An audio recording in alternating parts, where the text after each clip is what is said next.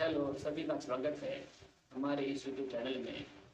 आज हम बात करेंगे कि जब ऊर्जा अनाहत चक्र से विशुद्धि चक्र तक निकलती है, कैसे जाती है और कैसे विशुद्धि चक्र जागृत होता है, इसके बाद चलिए शुरू करते हैं।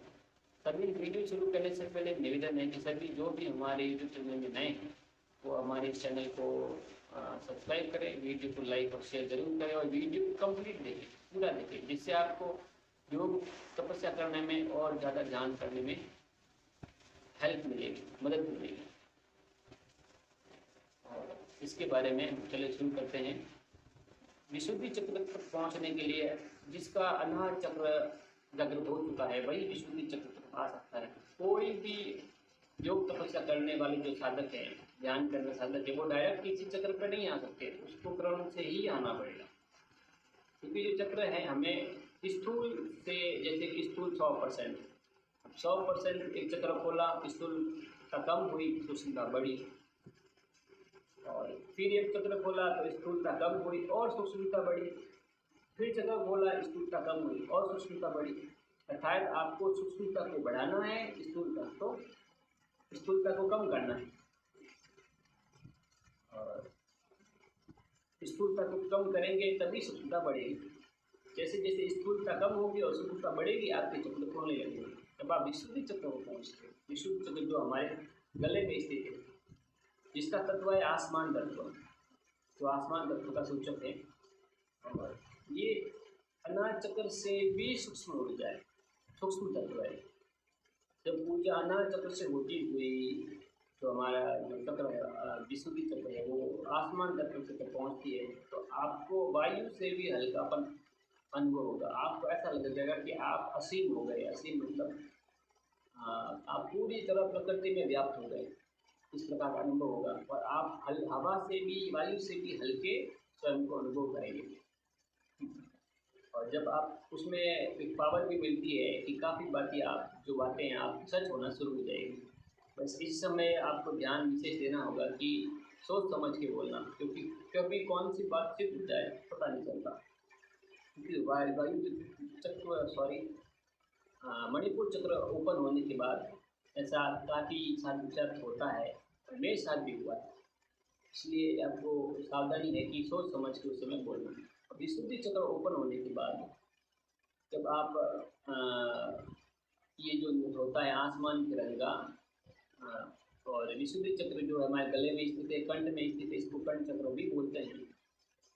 जैसे ही विशुद्धि चक्र जो है हमारे सूक्ष्म और स्थूल का जोड़ है, ध्यान से समझना। स्थूल मतलब प्रकृति, पंच तत्व।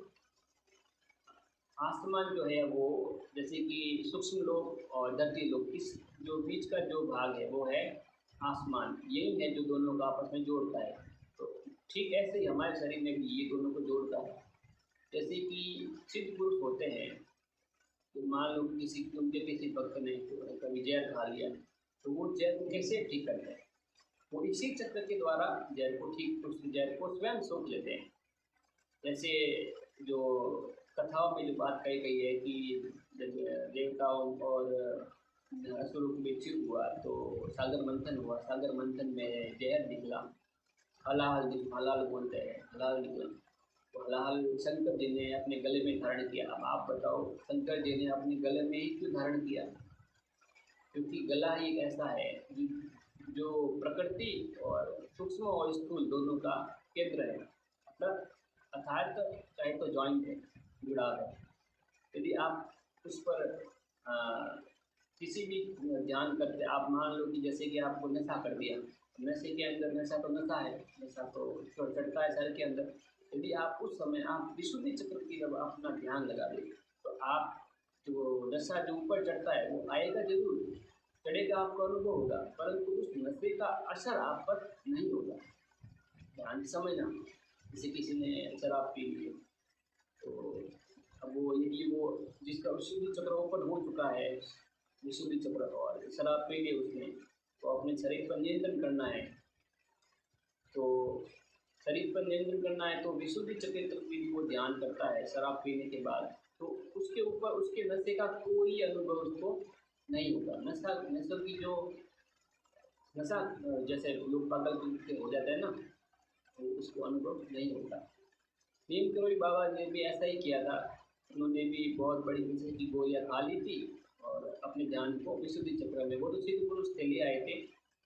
तो विशुद्धि चक्र के कारण उनको जहर का जो असर है, जो नशे के अंदर जो पाया जाता है तत्व है, नशे का अनुभव नहीं हुआ, नियंत्रण किया गया।